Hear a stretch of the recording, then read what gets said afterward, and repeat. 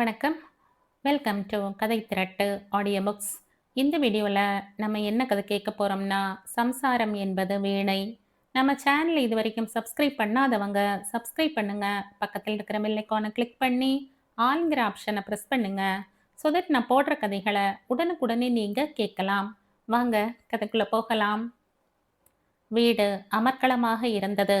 பாயும் ஜமுக்காலமும் இன்னும் சுருட்டப்படவில்லை. பூக்கள் வீடு முழுக்க இறைந்திருந்தது. காஃபி டம்ளர்கள் ஆங்காங்கே காலியாய் வைத்திருந்தது. இந்த அமர்க்களத்துக்கு மத்தியில் வீட்டில் அனைவரும் உற்சாகமாக அமர்ந்து பேசிக் கொண்டிருந்தார்கள். நல்ல குடும்பம், நல்ல மனுஷங்க. பொண்ணு லட்சணமா இருந்தா பாத்தியா? அதை பார்க்க வேண்டியவன் வாயில ஈ போறது தெரியாம பார்த்துட்டு இருந்தனே. அத்தை சொல்ல அப்பா அவனை திரும்பி பார்த்தார். உன் புள்ள வெக்கப்படுறான்டா. ஏங்கா, ஆம்பளைன்னா வெக்கப்படக்கூடாதா என்ன? ஆமாமா, உன் கல்யாணத்துல நீ வெக்கப்பட்டதை விடவா தாலி கட்டவே வெக்கப்பட்டான்டா உங்க அப்ப. இன்னும் கொஞ்சம் மட்டிருந்தான்னா தாலியை பிடுங்கி உங்க அம்மா இவங்க கழுத்துல கட்டியிருப்பா. ஃபர்ஸ்ட் நைட்ல யாருப்பா முதல்ல பேசினது? லலிதா அப்பாவிடம் கேட்டுவிட்டு கண்ணடித்தாள். அந்த கதைய நான் சொல்றேன், இங்க வா. அம்மா அடுக்களையில் இருந்து அடைக்க லலிதா எழுந்து ஓட அப்பா அழகாய் வெட்கப்பட்டார். ஐயோ, அந்த கதையெல்லாம் சொல்லி என் மானத்தை வாங்கணுமா? அத்தையும் அவனும் விழுந்து விழுந்து சிரித்தார்கள். சரி சரி, என் கதை இருக்கட்டும். முதல்ல வீட்டை சுத்தம் பண்ணுங்க. நான் கொஞ்சம் கடை வரைக்கும் போயிட்டு வந்துடுறேன். அப்பா கிளம்ப அவன் தன் அறைக்கு போனான். மனம் சந்தோஷமாக இருந்தது. வாழ்வின் அடுத்த படியில் கால் வைக்கப் போகும் சந்தோஷம். குழந்தை பருவம், பள்ளி பருவம், கல்லூரி பருவம், வேலைக்கு அலைந்த பருவம் என்று ஒவ்வொன்றாய் கரைந்து இன்று மனப்பருவம் வந்திருக்கிறது. இத்தனை காலம் ஒற்றையாய் இருந்த காலம் முடிந்து இனி துணை ஒன்று வரப்போகிறது. பெண் துணை. ஏதோ ஒரு இடத்தில் பிறந்து ஒவ்வொரு பருவமாய் முடித்து அவனோடு சேரப்போகிறவள். அவனுக்காகவே இறைவன் படைத்த தேவதை. அவனுக்கு அதிசயமாயிருந்தது. இத்தனை காலம் அவள் யார் என்று தெரியாது, முகம் தெரியாது. அவனை பற்றியும் அவளுக்கு எதுவும் தெரியாது. ஒருவரை ஒருவர் தெரியாத இருவர் ஒரே நாளில் புருஷன் மனைவி என்ற நெருக்கமான உறவுக்கு தயாராக போகிறார்கள். நினைக்கும் போதே உடம்பு என்னமோ செய்தது. முழுக்க முழுக்க அவனுக்கே சொந்தமாக போகும் பெண். அவனை மட்டுமே நேசிக்கப் போகிறவள். அவனை மடியில் சாய்த்து கேசம் கோதி முத்தமிட்டு அரவணைத்து அவனது சோர்வு நீக்கி அவனுக்கு தோள் கொடுத்து அவன் வாழ்வோடு இரண்டர கலந்து எல்லாமும் ஆகப் போகிறவள். தன் வீடு, தாய், தந்தை, உடன்பிறப்புகள், உறவுகள் அனைத்தையும் விட்டு விலகி அவனை மட்டுமே நம்பி வரப்போகிறவள். அவனுக்காக அழுது தந்தை என்ற பெருமைக்கு அவனை உயர்த்தப் போகிறவள். நினைக்கும் போதே சிலிர்த்தது. ஆணுக்கும் சரி பெண்ணுக்கும் சரி இது ஒரு அற்புதமான அனுபவம். இரண்டு புனித நதிகள் சங்கமிப்பதைப் போல இதுவும் இரு ஜீவ நதிகளை உருவாக்கும் சங்கமம். ஒருவித ஆனந்த திளைப்பில் மல்லாந்து படுத்தான். அவளுக்கும் இப்படித்தான் இருக்குமா? இல்லற வாழ்க்கை என்பது ஆணுக்கும் பெண்ணுக்கும் ஒரு புனித பயணம் மாதிரிதான். இதன் ஆரம்பம் அற்புதமாக இருக்க வேண்டும். அவளோடு முதலில் என்ன பேச வேண்டும், எப்படி பேச்சை துவங்க வேண்டும் என்ற மனதுக்குள் ஒத்திகை பார்த்து பார்த்து கலைத்தான். கல்யாணம் என்ற பேச்சு வீட்டில் எழும்பிய போது முதலில் அவன் தயங்கினான். சம்சாரம் என்பது சுமையா சுகமா என்ற குழப்பம் எழும்பியது. மனைவி, குழந்தை, எதிர்கால திட்டங்கள் என்ற வாழ்க்கை எந்திரமயமாகி போய்விடுமோ என்ற பயம் ஏற்பட்டது. வழக்கம் போல, இப்ப எதுக்கு கல்யாணம்ப்பா, இன்னும் கொஞ்ச நாள் ஃப்ரீயா இருக்கனே என்ற வார்த்தையைத்தான் அவனும் சொன்னான், எல்லோரையும் போல. அப்பா சிரித்தார். இது எல்லாருக்கும் ஏற்படும் பயம் தான் என்பதையும் தானும் அப்படித்தான் பயந்ததாகவும் சொல்லி இது ஒரு அனாவசியமான பயம் என்பதையும் சொன்னார். உலகின் 98% மனிதர்கள் இல்லறத்தில் தான் உழன்று கொண்டிருக்கிறார்கள் என்பதையும் சொல்லி இது ஒரு சர்வசாதாரண நிகழ்ச்சிதான், யாரும் செய்யாத எதையும் நீ புதுசாய் சாதிக்கப் போவதில்லை என்றெல்லாம் சொல்ல அவனுக்குள் இருந்த பயம் மெல்ல விலகி அந்த இடத்தை ஒருவித ஆர்வம் நிரப்பியது. பெண் பார்க்க அவன் சம்மதித்தான். அப்பா பார்த்த முதல் ஜாதகமே நன்கு சேர்ந்திருந்தது. நல்ல இடமாகவும் தெரிந்தது. முதலில் ஒரு பெண்ணை பார்க்க புறப்பட்ட அந்த நிமிடம் பதட்டமான நிமிடங்கள். குப் குப் என்று வியர்க்க, கால்கள் பின்னி தயங்க, ஹிருதயம் படபடவென்று அடித்து கொள்ள, ஒருவித அசட்டு புன்னகை முகத்தில் படிய, அவள் வீட்டுக்குள் சென்ற நிமிடங்களில் ஏற்பட்ட உணர்வுகள் வார்த்தைகளுக்குள் அடங்காதவை. பெண்ணை வர சொல்லலாமே, அம்மா சொன்னபோது அவன் தலை குனிந்து உட்கார்ந்திருந்தான். தேகம் முழுக்க பரவசமும் நடுக்கமும் பரவியது. கொலுசின் மெல்லிய ஓசையும் புடவைக்குள் மறைந்து போக முன் பாதங்கள்தான் அவன் கண்ணுக்கு முதலில் தெரிந்தது. நீல நிற புடவை, அதற்கு வெளியே பளிச்சென்று முன் பாதங்கள், கால்கள் சதைப்பற்றும் நேர்த்தியான விரல் அமைப்புமாய் மிருதுவாய் அழகாயிருந்தன. டே, நிமிந்து பெண்ணை பார்த்துக்க, அப்புறம் சரியா பார்க்கலன்னு சொல்லாத. அத்தை அருகில் வந்து குனிந்து சொல்ல, கூச்ச புன்னகையோடு மெல்ல தலை உயர்த்தினான். பார்வை மேல் ஏறி அவள் முகத்தில் நிலைத்த அதே நேரம் அவள் முகத்தை நோக்கியது. மேகங்கள் ஒன்றை ஒன்று உரசி கொண்டாற்போல் மின்னல் பார்வையாய் ஒரு சில வினாடிகள்தான் அந்த முதல் பார்வையின் மின்சாரத்தை அடிமனம் சேமித்து வைத்து கொண்டது. பரஸ்பரம் இரு வீட்டாருக்கும் பிடித்து போக எளிமையாய் நிச்சயதார்த்தம் முடிந்துவிட்டது. நிச்சயதார்த்தத்திற்கு அவனும் வந்திருந்தான். அவ்வப்போது திருட்டு பார்வை பரிமாற்றங்களும் புன் சிரிப்புகளுமாய் சந்தோஷமான மணித்துளிகள். இன்னும் ஒரே மாதம்தான், அதன் பிறகு இந்த சந்தோஷம் நிரந்தரமாகிவிடும். அவளை பார்த்து கொண்டே இருக்கலாம், பேசிக்கொண்டே இருக்கலாம். அவன் அந்த நாளுக்காக காத்திருந்தான். ஏன்னா நிச்சயம்தான் ஆயிடுச்சுல்ல, போய் உன் ஆளை பார்த்து பேச வேண்டியது தானே? லலிதா சின்ன குரலில் அவனுக்கு இலவச ஆலோசனை வழங்கினாள். அதெல்லாம் தப்பு. என்ன தப்பு? என்ன அவசரம்? இங்க தானே வரப்போறா. என்ன இருந்தாலும் இந்த த்ரில் அப்ப இருக்குமா? போய் பேசிட்டு வாண்ணா. உங்களை பத்தி அவங்க என்ன நினைப்பாங்க? உங்ககிட்ட பேசணும்னு அவங்களுக்கும் ஆசை இருக்குமில்ல. போய் பேச வேண்டும் போல்தான் அவனுக்கும் இருந்தது. ஆனால் ஏதோ ஒரு தயக்கம் தடை போட்டது. அவன் இயல்பு அப்படி. கூச்சம் கொஞ்சம் அதிகம்தான். அவளுடைய அபிப்பிராயத்தில் குறைந்து போய்விடக்கூடாதே என்ற கவலையும் இருந்தது. 1 மாதம் காத்திருப்பது அவ்வளவு கடினமா என்ன? காத்திருப்பதும் ஒரு சுகம்தானே. அதுவும் தவிர பெண்ணின் மேல் போய் ஆண் விழுவது என்பது அவ்வளவு சரி அல்ல என்பது அவன் எண்ணம். அவன் திருமண நாள் வரை காத்திருந்தான். திருமணத்தன்று அவள் அருகில் அமர்ந்திருந்த நிமிடங்கள் அற்புதமானவை. பஞ்சு போல் மெத்தென்றிருந்த அவள் கரம் பற்றி அக்னி சுற்றி வந்தபோது விண்ணில் பறப்பது போல மூச்சு முட்டியது. எந்த நிமிடங்களுக்காக இத்தனை நாள் ஒரு தவம் போல காத்திருந்தானோ அந்த நிமிடம் வந்தது. ஒரு தவிப்போடும் உஷ்ணத்தோடும் அந்த அறையில் காத்திருந்தான் அவன். படுக்கையில் தூவி இருந்த மல்லிகை பூக்களை திரட்டி நுகர்ந்தான். கொலுசு சப்தம் சன்னமாய் கேட்டது. அவள் லேசாய் கனைக்க அவன் நிமிர்ந்தான். என்ன இப்படி வெக்கப்படுறீங்க? அவள் அவன் அருகில் அமர்ந்தாள். அவன் பேசுவதற்காக காத்திருந்தாள். அவன் என்ன பேசுவது, எப்படி ஆரம்பிப்பது என்று புரியாமல் திகைத்து போய் அமர்ந்திருந்தான். உங்களுக்கு ஒரு கிளாஸ் பால் கொடுக்கணும்னு சொன்னாங்க. அவள் எழுந்து செம்பில் இருந்த பாலை ஒரு வெள்ளி டம்ளரில் ஊற்றி நீட்டினாள். அப்புறம் என்ன சொன்னாங்க? உங்க காலில் விழுந்து நமஸ்காரம் பண்ணணுமாம். But I don't like it. 2 பேரும் வாழ்க்கையில ஒன்று சேரப்போற நிமிடம் இது. நாம 2 பேரும் சமம்தான். யாரும் ஒசத்தியும் இல்ல, மட்டமும் இல்ல. பெண் ஆண் காலில் விழுந்து வணங்குறதை என்னால ஏத்துக்க முடியாது. ஒருத்தரை ஒருத்தர் மதிக்கிறவங்க யாரும் ஒருத்தர் காலில் ஒருத்தர் விழ மாட்டாங்க. என்ன சொல்றீங்க? அவன் விழி விரிய அவளை பார்த்தான். நீ சொல்றது சரிதான் என்றான். அவன் குரலில் சுரத்தில்லை. அவன் பதிலில் அவள் முகம் மலர்ந்தது. இப்படி சும்மா உட்காந்துட்டா எப்படி என்றவள் தானாகவே முன் வந்து அவன் கைகளை எடுத்து தன் மீது படர விட்டு கொண்டாள். அவனுக்கு ஒரு மாதிரியாக இருந்தது. இருந்தாலும் அதை மறைத்து கொண்டு அந்த இரவை இனிமையாக்கி கொள்ள தலைப்பட்டான். அவள் உறங்கியிருந்தாள். அவன் எழுந்து ஜன்னல் அருகில் வந்தான். சந்தோஷங்களும் எதிர்பார்ப்புகளும் வடிந்து விட்டாற்போல் இருந்தது. ஏதோ ஒரு உறுத்தல் மனசை ஆக்கிரமித்திருந்தது. தன் கற்பனைகள் மீறி வேறு மாதிரியாய் சம்பவங்கள் நடக்கும்போது சாதாரண மனிதருக்கு ஏற்படும் ஏமாற்றங்கள் அவனுக்கும் ஏற்பட்டிருந்தது. அவன் உறங்கிக் கொண்டிருந்த அவளை பார்த்தான். அவளிடம் ஒரு வெட்கங்கெட்ட தனம் இருப்பது போல் தோன்றியது. 5 மணிக்கு யாரோ கதவை தட்ட அவள் அசந்து உறங்கிக் கொண்டிருந்தாள். அவன் சட்டென்று கண் விழித்து அவளை எழுப்பினான். ஆடைகளை சரி செய்து கொண்டு அவள் அவனை பார்த்து சிரித்தாள். குட் மார்னிங் என்றவள் குனிந்து அவன் நெற்றியில் முத்தமிட்டு விட்டு கதவை நோக்கி நடந்தாள். அவன் நெற்றியை துடைத்து கொண்டான்.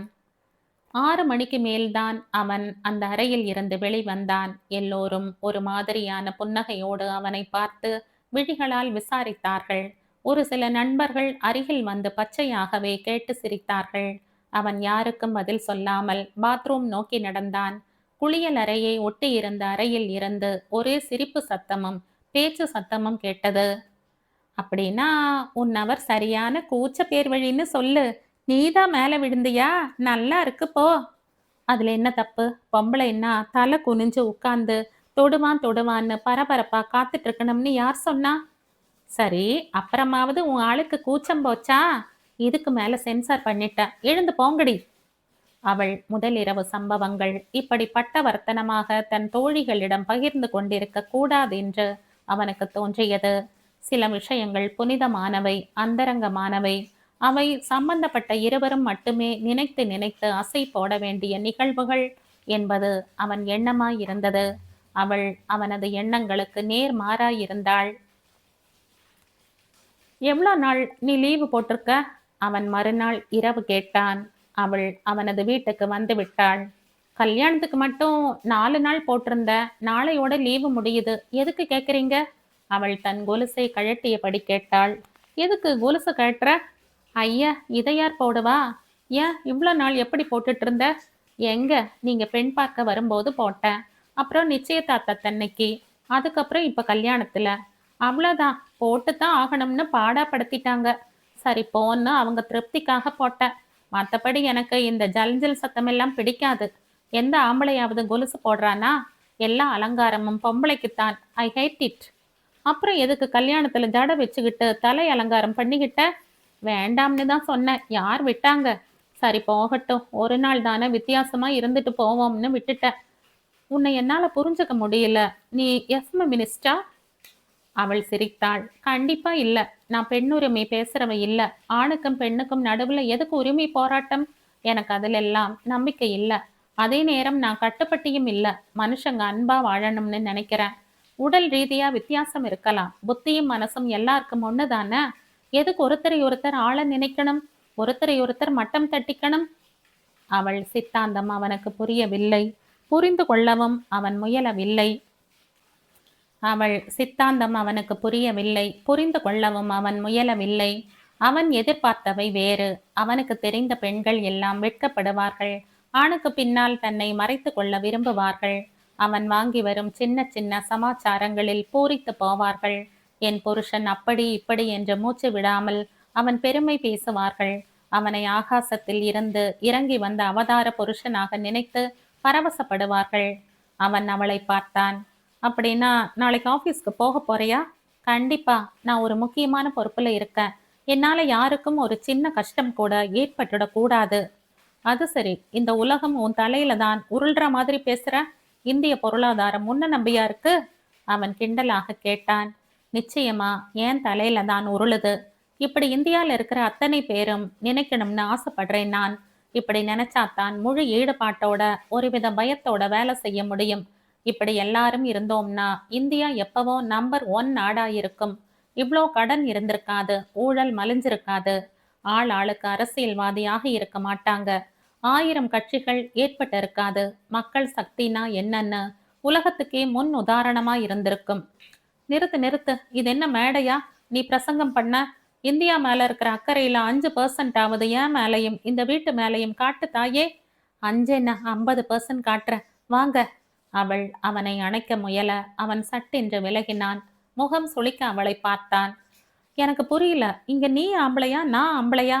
என்ன அபத்தமான கேள்வி இது? பின்ன நீ செய்யறது நல்லாவா இருக்கு? ஏன் நீங்க கிட்ட கிட்ட வரணும்? நான் வெக்கப்பட்டுக்கிட்ட முகத்தை பொத்திக்கணுமா? அப்படி இருந்தா தான் பொம்பளைன்னு ஒத்துப்பீங்களா? வெக்கப்படணும்னு சொல்லல. ஆனா பொம்பளைன்னா ஒரு இங்கிதம் வேணும்னு நம்புறேன் நான். உன்னை பத்தி நான் கற்பனை செஞ்சதுக்கு நேர்மாறா இருக்க நீ. உங்களை யார் நேர்மாறா கற்பனை பண்ண சொன்னாங்க? உங்களை சொல்லி குத்தம் இல்ல.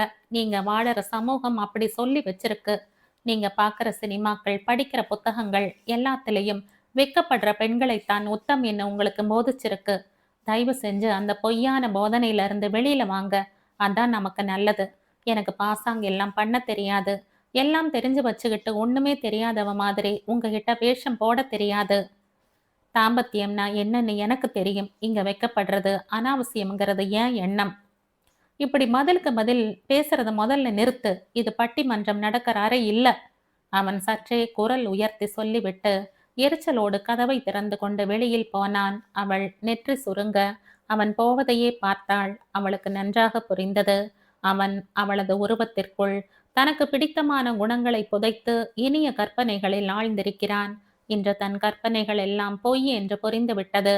அவளுடைய நிஜமான குணமும் அவன் கற்பனை செய்து வைத்திருந்த குணமும் எதிர் எதிர் திசையாய் இருப்பது புரிந்ததும் அவன் கலங்கி போயிருக்கிறான். இதில் அவள் தவறு எதுவும் இல்லை. இருந்தாலும் அவன் அவளைத்தான் குற்றவாளியாய் நினைக்கிறான். அவள் வெகுநேரம் இது பற்றி சிந்தித்தாள். அவன் நினைப்பது போல் தன்னால் மாற முடியுமா என்று யோசித்தாள். சுயம் இழப்பதென்பது அத்தனை சுலபம் அல்ல என்பது புரிந்தது. மேடையில் முகம் மாறலாம், அரிதாரப் பூசலாம், வாழ்க்கையில் நிஜத்தன்மையை எதற்கு மறைக்க வேண்டும்? தங்கள் இருவரது வாழ்க்கையையும் நினைத்து கவலை ஏற்பட்டது அவளுக்கு. முரண்பட்ட சிந்தனை உடையவர்கள் நண்பர்களாய் இருப்பதும் கடினம், புருஷன் மனைவியாய் இருப்பதும் கடினம். அவள் யோசித்தபடி படுத்தாள். அவன் எங்கு போனான் என்று தெரியவில்லை. அறை திடீர் என்று புழுக்கமாக தெரிய எழுந்து திறந்த வெளி பால்கனிக்கு வந்தாள். கீழே பேச்சு குரல் கேட்டது. ஏண்டா புதுசா கல்யாணமானவன் இன்னும் தூங்க போகாம என்ன செய்யற இங்க? மாமியாரின் குரல் கேட்டது. தூக்கம் வரல, நீ போமா. என்னடா அதிசயம் இது? தூக்கம் வராட்டி என்ன, அதுக்காக தனியா உட்காருவாங்களா? எழுந்து போடா முதல்ல. தூக்கம் வரலையாம் தூக்கம். மாமியாரின் குரலில் ஒருவித கேலி சிரிப்பு கலந்திருந்தது. ஒரு வினாடி மௌனத்திற்கு பின் அவன் குரல் கேட்டது. நீ எனக்கு வேற நல்ல பொண்ணா பார்த்துருக்கலாமா? என்னடா சொல்ற? இவளுக்கு என்ன? இவளை பத்தி நல்லா விசாரிச்சிங்களாம்மா? பின்ன நல்ல குடும்பம், நல்ல படிப்பு, நல்ல உத்தியோகம், கௌரவம் எல்லாம் இருக்க கொண்டுதானே பார்த்தோம். ஏண்டா இப்படி கேட்குற? உங்களுக்குள்ள ஏதாவது சண்டையா? அதெல்லாம் இல்லை. ஆனா அவ ரொம்ப எதிர்த்து வாயாடுறா. நம்ம வீட்டுக்கு ஒத்து வருவாளான்னு சந்தேகமா இருக்கு. அதெல்லாம் ஒண்ணும் இருக்காது. நீயா வீணா எதையாவது கற்பனை பண்ணிக்கிட்டு உளராத. பொய்யா சொல்ற? எதுக்கு எடுத்தாலும் விவாதம் பண்றா. உனக்கு தெரியாது. உங்கிட்ட பண்ணாம யார்கிட்ட பண்ணுவா? தொட்டதுக்கெல்லாம் சுருங்கி போகாம எழுந்து போய் அவளோட சகஜமா இருக்கு பாரு, போ. அதற்கு மேல் அம்மாவிடம் மனம் திறந்து பேச முடியாமல் அவன் மாடிக்கு வந்தான். அவள் அவனுக்கு முதுகு காட்டி படுத்திருந்தாள். இருட்டில் அவள் உறங்குகிறாளா விழித்திருக்கிறாளா என்பது தெரியவில்லை. அவளை தொட்டு அழைக்க தன்மானம் இடம் தராமல் அவன் அவளுக்கு முதுகு காட்டி படுத்து சற்று நேரத்தில் தூங்கி போனான். மறுநாள் அவன் எழுந்திருக்கும் போது அவள் தன் வேலைக்கு கிளம்பி கொண்டிருந்தாள். அம்மாவும் லலிதாவும் அடுக்களையில் காரியமாக இருக்க இவள் வீட்டு வேலைகளை பற்றி சிறிதும் கவலைப்படாமல் தன் பாட்டுக்கு கிளம்பி சென்றதை கவனித்து அவனுக்கு எரிச்சல் பொங்கி கொண்டு வந்தது. ஏமா, அவதான் வந்துட்டால, இன்னும் எதுக்கு நீ அடுப்படியில கஷ்டப்படுற? அவளை செய்ய சொல்ல வேண்டியது தானே? இப்ப தானடா வந்திருக்கா, அதுக்குள்ள எல்லா வேலையும் தலையில சுமத்த முடியுமா? தவிர அவ வேலைக்கு போக வேண்டாமா? இப்ப கிளம்பினாத்தான் அவளுக்கு சரியா இருக்கும்னு சொன்னா. சமைச்சிட்டு இருந்தா சரிப்படுமா? ஆமா, நீ எதுக்கு இப்படி டென்ஷன் ஆற? டென்ஷன் எல்லாம் இல்லம்மா. பெண்டாட்டி தாசன் ஆயிட்டான்னு யாரும் சொல்லிட போறாங்கன்னு பயம். அதான் சும்மா இப்படி உன் மேல கரிசன மாதிரி நடந்துக்கிறது. லலிதா கிண்டல் அடிக்க அவன் முகம் சிவந்தது. சும்மா நிறுத்திடி. நிஜமான கோபத்துடன் கத்தி விட்டு மாடிக்கு போனான். கல்யாணத்தை முன்னிட்டு 10 நாள் விடுப்பு எடுத்திருந்தான் அவன். ஊட்டிக்கு சென்று வரலாம் என்று உள்ளூர ஒரு தீர்மானம் இருந்தது. அவனை அவமதிப்பது போல் அவள் விடுப்பே எடுக்காமல் உடனடியாக வேலைக்கு சென்றதை அவனால் தாங்க முடியவில்லை. ஒரு ஆண் ரிலாக்ஸ்டாக இருக்க நினைக்கும் போது பெண் வேலைதான் பெரிதென்று ஓடுவதா? அவனுடைய உணர்வுகளை புரிந்து கொள்ள அவளால் முடியவில்லையா? அல்லது மறுக்கிறாளா? படித்த திமிரா? சம்பாதிக்கும் அகம்பாவமா? நிச்சயம் இருக்காது. அவன் ஆபீஸில் எத்தனையோ பெண்களை கவனித்திருக்கிறான். அவர்களும் படித்துவிட்டு வேலைக்கு வருகிறவர்கள்தான். எப்போதும் புருஷன் வீடு குழந்தை என்றே பேசுவார்கள். புருஷன் வார்த்தைதான் தங்கள் வேத வாக்கு என்பது போல் நடந்து கொள்வார்கள். அவர்களது புருஷன் எல்லாம் கொடுத்து வைத்தவர்கள். அவன் பெருமூச்செறிந்தான். எண்ணப்படி மனைவி அமைவதென்பது ஒரு கொடுப்பினைதான். அவள் துரதிர்ஷ்டசாலி. திமிர் கொண்ட ஒரு பெண்ணோடு தான் வாழ்ந்தாக வேண்டும் என்பது அவன் விதி போலும். காலையில் சீக்கிரமே புறப்பட்டவள் இருட்டிய பிறகுதான் வீடு திரும்பினாள். பஸ்ஸிலும் மின்சார ரயிலிலும் பயணம் செய்து சோர்ந்து போயிருந்தாள். கை கால் கழுவியவள் தலை வலிக்கிறதென்று படுத்து விட்டாள். லலிதா காஃபி கொண்டு போய் கொடுத்து உபசாரம் செய்தாள். என்ன செய்யுது அண்ணி? ஒண்ணுமில்ல, இவ்வளோ நாள் ஆஃபீஸ் கிட்டக்கையே இருந்து பழகிட்டேன். நிமிஷத்துக்கு ஒரு பஸ், 2 ஸ்டாப்பிங், சிரமமே தெரியாது. இப்போ ரொம்ப தூரத்துல இருந்து போயிட்டு வர்றது பழக்கமாக கொஞ்ச நாள் ஆகும். அதான் தலையும் உடம்பும் வலிக்குது. தைலம் தேய்ச்சி விடவா? வேணாம்மா, 10 நிமிஷம் படுத்து எழுந்துட்டா சரி ஆயிடும். கூடத்தில் டிவி பார்த்து கொண்டிருந்தவன் கீழே இறங்கி வந்த லலிதாவை முறைத்து பார்த்தான். மகாராணிக்கு உபச்சாரம் நடக்குதோ? உனக்கு ஏன் பொறாம? உன்னை யாரும் உபசாரம் பண்ணலைன்னா? அவன் அவளை முறைத்துவிட்டு மாடிக்கு வந்தான். கட்டிலில் கண்மூடி படுத்திருந்தவளை எரிச்சலோடு பார்த்தான். உன் மனசுல நீ என்ன நினைச்சிருக்க? எங்க வீட்ல இருக்கிறவங்களை எல்லாம் வேலைக்காரங்கன்னா? ஏன் இப்படி சொல்றீங்க? அவள் குழப்பத்தோடு அவனை பார்த்தாள். பின்ன காலையில நீ பாட்டுக்கு பைய மாட்டிக்கிட்டு கிளம்பிட்ட. இப்பதான் வர. அடுப்படின்னு ஒண்ணு இருக்குன்னு தெரியுமா உனக்கு? பொம்பளைன்னா சமைக்கவும் செய்யணும். நான் மாட்டேன்னு சொல்லலையே. காலையில நேரம் இல்ல. முதல்ல இவ்ளோ தூரத்துல இருந்து போறதுனால பஸ் டைம், ட்ரெயின் டைம் எதுவுமே தெரியல. அதான் சீக்கிரம் போயிட்டேன். நாளையில இருந்து 8 மணிக்கு போனா போரும். சரியா 10க்குள்ள ஆபீஸ் போயிடலாம். அது சரி, அது என்ன பொம்பளைன்னா சமைக்கவும் செய்யணும்னு குதர்க்கமா? ஆம்பளைன்னா அதிகாரமா உட்கார்ந்து சாப்பிடுறதுன்னு யார் சொன்னாங்க? ஆத்திர அவசரத்துக்கு உதவறாப்புல ஆம்பளைகளும் அடுப்படி காரியம் தெரிஞ்சு வச்சுக்கிறதுல தப்பொன்னும் இல்லையே. ஷடப். எங்களுக்கு அது அவசியம் இல்ல. பெண்ணுரிமை கிண்ணுரிமைன்னு பேசிக்கிட்டு இந்த வீட்டை ரெண்டு படுத்த வேண்டாம். புரிஞ்சதா? மருமக வந்தா ரெஸ்ட் எடுக்கலாம்னு எங்க அம்மாவுக்கும் ஒரு ஆசை இருக்கும். அவங்க வயசை புரிஞ்சுகிட்டு அதுக்கேத்தாப்படி நடந்துக்கிறது தான் உனக்கு நல்லது. அவள் அவனை மௌனமாக பார்த்தாள். எல்லோரும் எல்லோமும் தெரிந்து கொள்வதில் தவறொன்றுமில்லை என்று சொன்னால் அது பெண் உரிமை வாதமாகி விடுமா என்ன? அப்படியானால் இவன் பேசுவதற்கு என்ன அர்த்தம்? ஆண் ஆதிக்கம் என்று சொல்லலாமா? அவள் சிரமங்களை புரிந்து கொள்ளாது. குற்றம் சுமத்தி அதிகாரம் செய்வது ஆண் ஆதிக்க மனப்பான்மை அல்லாது வேறு என்னவாம்? ஒருவருக்கொருவர் புரிந்து கொண்டு பரிவாய் நட்பாய் பழகுவதல்லவா நல்ல தாம்பத்தியம். இவனுக்கு ஏன் அது புரியவில்லை? இவன் தன்னிடம் என்ன எதிர்பார்க்கிறான்? மனைவி என்ற பெயரில் ஒரு காதல் புழுவையா? இவனுக்கு முன் எழுந்து கரண்டி பிடித்து சமைத்து அவனையும் அவன் வீட்டாரையும் பணிவோடு கவனித்து தலை சீவ நேரமின்றி பறக்க பறக்க வேலைக்கு போய் சம்பாதித்து பகுதி நேரமாக அவன் படுக்கை பாவையாகவும் இருந்து வெட்கப்படும் பாவனையோடு அதன் பசி தீர்க்க வேண்டும் என்றா? நினைக்கும் போதே அவளுக்கு திகு திகுவென்று எரிந்தது. அவள் எல்லாவற்றுக்கும் தயார்தான். ஆனால் பதிலுக்கு அவன் அவளது எதிர்பார்ப்புகளுக்கு ஏற்றாற்போல் மாற வேண்டாமா? ஒரு ஆண் ஆதிக்க மனதுக்கு பணிந்து போவது சரியானதாக படவில்லை. அவளுக்கு இருந்தாலும் அந்த வீட்டில் மற்றவர்கள் எல்லாம் அவளிடம் அன்பாக இருந்த ஒரே காரணத்தால் தங்கள் பிணக்குகளை வெளியில் காட்டிக்கொள்ள விரும்பாமல் மறுநாள் சீக்கிரம் எழுந்து சமையல் செய்ய தயாராக 4 மணிக்கு அலாரம் வைத்துவிட்டு படுத்தாள் அவள். அவளுடைய அந்த செய்கையை தன்னுடைய வெற்றி என நினைத்து திருப்தி அடைந்தான் அவன். மறுநாள் 4 மணிக்கு எழுந்தவள் 7 மணிக்குள் சமையலும் டிஃபனும் செய்து அலுவலகம் கிளம்பினாள். 2 இட்லி சாப்பிட்டு டிஃபன் பாக்ஸில் தயிர் சாதம் எடுத்துக்கொண்டு கிளம்பினாள். அவன் வேண்டுமென்றே அவள் கிளம்பி செல்லும் நேரம் எழுந்து கீழே வந்தான். கிளம்பிட்டியா? எனக்கு காஃபி கொடுத்துட்டு போ. டைம் ஆயிடுச்சு. 8 மணிக்கு ட்ரெயின் போயிடும். அடுத்த ட்ரெயின்ல போ. சாரி, லேட்டா போய் எனக்கு பழக்கம் இல்ல. உங்க அம்மா கிட்ட காஃபி கேளுங்க, நான் வரேன். அவள் ஓட்டமும் நடையுமாய் கிளம்பினாள். அவன் அவளையே வெறித்து பார்த்தான். அவமானத்தில் அவன் முகம் சிரித்து போயிருந்தது. ஏண்டா, நீ செய்யறது நல்லா இருக்கா? அத்தனை வேலையையும் அந்த பொண்ணு செஞ்சுட்டு போகுது. ஒரு காப்பிக்கு வேண்டி போறவளை நிறுத்தி கேட்கறையே. எங்க கிட்ட கேட்டா தரமாட்டமா? அவன் திரும்பி அம்மாவை முறைத்து பார்த்தான். ஒரு இழவும் வேணாம். எரிச்சலோடு நகர்ந்தான். தன்னுடைய நடவடிக்கைகள் குறித்து அவனுக்கே வியப்பாயிருந்தது. என்னவாயிற்று தனக்கு என்று வியந்தான். திருமணத்தை பற்றியும் தன்னோடு இணையப் போகிறவளை பற்றியும் எவ்வளவு சிந்தித்திருப்பான். ஆவலோடு எதிர்நோக்கி இருப்பான். தனக்காக அனைத்தும் விடுத்து வரப்போகிறவள் என்று எவ்வளவு உருகி இருப்பான். அப்படித்தானே அவளும் வந்திருக்கிறாள். பிறகென்ன? எப்படி அவள் தன் சிந்தனைகளுக்கு துளியும் சம்பந்தமின்றி முரண்பட்டு போனாள்? எங்கே சறுக்கியது? அபஸ்வரம் எழும்பியது அவளாலா? என்னாலா? சரி செய்ய முடியுமா இதை? அவன் குழம்பினான். ஒரு நேரம் யோசிக்கையில் தவறு தன்மீதுதானோ என்று தோன்றியது. அடுத்த நிமிடம் உள்ளம் சிலிர்த்து கொண்டு மறுத்தது. அவள்தான் என்ற இரைச்சலாய் கூறிற்று. வேலை பார்க்கும் எத்தனை பெண்கள் இல்லை?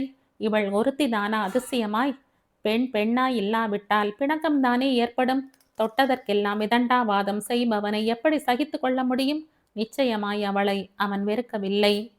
பளிச் என்று பேசும் அவள் சுபாவத்தை தான் வெறுக்கிறான். இப்போது அடங்கி போய்விட்டால் பிறகு இறுதி வரை அவன் சொல்படிதான் நடப்பாள்.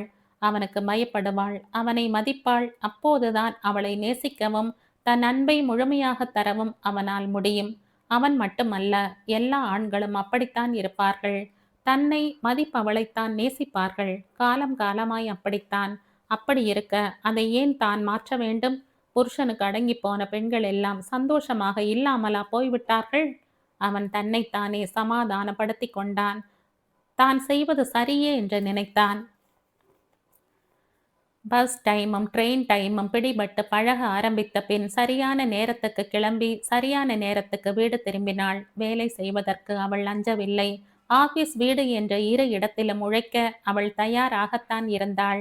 ஆனால் இரட்டை உழைப்பென்பது பெண்ணின் தலையில் மட்டுமே சுமத்தப்பட்டிருப்பதை அவளால் ஏற்றுக்கொள்ள முடியவில்லை. ஆணுக்குரிய கடமை, பெண்ணுக்குரிய பொறுப்பு என்பதெல்லாம் பெண் ஆணை சார்ந்து வாழ்ந்த ஒரு காலகட்டத்தில் பிரித்து வைத்திருக்கலாம். ஆனால் பெண் என்ற அறிவிலும் சரி, சம்பாதிப்பிலும் சரி, ஆணுக்கு சமமாய் பிரச்சனைகளை சரிக்கு சரி நின்று சமாளிக்கும் காலகட்டம். எல்லோரும் எல்லாமும் தெரிந்து கொள்ள வேண்டும் என்று நினைக்காமல், இன்னமும் இது என் வேலை அல்ல, இதை செய்தால் கேவலம் என்று ஒதுங்கி போவது என்ன நியாயம்? பெண்ணுக்கு மட்டும் கூடுதல் பொறுப்பு எதனால்? அவளுக்கு புரியவில்லை. இந்த கேள்வியை வெளிப்படையாக கேட்டால் பெண் உரிமை பேசுகிறாயா என்கிறார்கள். அவள் பெருமூச்சு விட்டாள். அவனோடு மனசு விட்டு பேச வேண்டும் என்று நினைத்தாள். இருவரும் பரஸ்பரம் ஒருவரை ஒருவர் மதித்தால்தான், ஒருவர் சிரமத்தை ஒருவர் புரிந்து கொண்டு நட்போடு ஒருவருக்கொருவர் உதவி கொண்டால்தான் சம்சார வேளையில் இனிய நாதம் எழும்பும். இல்லையேல் தந்திகள் அருந்து பயனற்று போய்விடும் என்பதை அவனுக்கு புரிய வைக்க முயற்சிக்க வேண்டும்.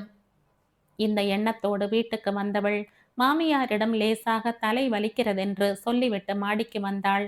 சற்று நேரத்தில் மாமியார் காஃபியோடு அவளிடம் வந்தாள். இதை சாப்பிடுமா, தலைவலி சரியாயிடும். நீங்க இதுக்கு சிரமப்படுறீங்க?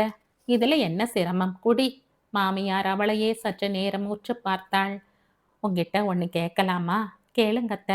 என் பிள்ளைக்கும் உனக்கும் ஏதாவது மனஸ்தாபமாமா? அவள் சட்டென்று நிமிர்ந்து பார்த்தாள். அதெல்லாம் இல்லையே, எதுக்கு கேட்குறீங்க? இல்லைன்னு நீ சொன்னாலும் நான் கவனிச்சுட்டு தானே இருக்கேன். அவன் உன்னை சரியா நடத்துறதில்லை இல்லை? அதெல்லாம் இல்லைன்னு சொல்லாதம்மா, எனக்கு புரியுது. என் புருஷனை மாதிரி பிள்ளை இருப்பான்னு நினச்சிட்டேன். என் கணக்கு தப்பாயிடுச்சுன்னு நினைக்கிறேன். அவனுக்கும் உனக்கும் நடுவில் என்ன பிரச்சனைன்னு சொன்னா அது தீர என்னால் முடிஞ்ச யோசனையே சொல்வேன். இல்லை புருஷனை விட்டு கொடுக்க பிரியம் இல்லாட்டி விட்டுரு. அதெல்லாம் இல்லத்த, உங்ககிட்ட சொல்றதுக்கு என்ன? நீங்களும் என்னை மாதிரி பெண் தானே? அவள் முதல் இரவில் இருந்து ஆரம்பித்து தங்கள் பிணக்குகளை வரிசையாக மனம் விட்டு மாமியாரிடம் சொன்னாள். இதுல என் மேல ஏதாவது தப்பு இருக்கான்னு சொல்லுங்கத்த. இருந்தா திருத்திக்கிறேன். என்னால பொய் வேஷம் போட முடியல. மனசு ஒத்துக்காத விஷயத்தை செய்ய முடியல. எனக்கு நிச்சயமா அகம்பாவம் கிடையாது. பெண் உரிமைக்கு போராடுறவளும் இல்ல. ஆண் பெண்ணுங்கிற வித்தியாசம் மீறின ஒரு நட்பை, மனித நேயத்தைத்தான் நான் புருஷங்கிட்டையுமே எதிர்பார்க்கிறேன். என் புருஷங்கிட்ட நான் எதையும் எதிர்பார்த்து வரல. அவர் இப்படி இருக்கணும் அப்படி இருக்கணுங்கிற கனவெல்லாம் நிச்சயம் எனக்கு கிடையாது. நான் அவரை மதிக்க தயாரா இருந்த.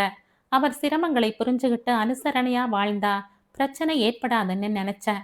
ஆனா ஒவ்வொரு நிமிஷமும் நீ பெண்ணாய் பிறந்தவள், அதனால இப்படித்தான் இருக்கணும், இதையெல்லாம் கண்டிப்பா செய்தே ஆகணும்னு சொல்றதை என்னால தாங்க முடியல. அன்புக்கு அடிமையா கூட இருக்கலாம். ஆனா பெண்ணுன்னு சொல்லி அடிமைப்படுத்த நினைக்கிறவங்களுக்கு அடங்கி போக நான் தயாரா இல்ல. என்னை படைச்ச தெய்வமே வந்து என்னை பெண்ணுன்னு சொல்லி இளக்காரம் பண்ணா கூட எதிர்ப்பனே தவிர கை கூப்பி நிக்க மாட்டேன். மாமியார் யோசனையோடு அவள் சொல்வதை கேட்டு ஆமோதிப்பது போல தலையாட்டினாள். உன் மனசும் எண்ணமும் எனக்கு புரியுதுமா. சந்ததிகள் உருவாகிறதுக்காக தெய்வம் ஆண் பொண்ணுன்னு புழு பூச்சியிலிருந்து மனுஷன் வரை வித்தியாசப்படுத்தி வச்சான். ஒருத்தரை ஒருத்தர் ஆளுமை செய்யணுங்கிறதுக்காக இல்லை. மனுஷன் மட்டும்தான் இப்படியெல்லாம் நடந்துக்கிறான். மற்ற எல்லா ஜீவராசிகளும் இந்த வித்தியாசத்தை மறந்து சேர்ந்து உழைக்குது, சேர்ந்து சாப்பிடுது. ஆணை உட்கார வச்சு மற்ற எந்த பெண் ஜீவராசியும் உபச்சாரம் பண்ணுறதில்ல. மனுஷ பிறவியில் மட்டும்தான் இப்படி. ஆனால் ஒரு விஷயம்மா, இன்னைக்கு உலகம் எவ்வளோ மாறி இருக்கு. 30 வருஷத்துக்கு முன்னால் இருந்த நிலை இல்லை.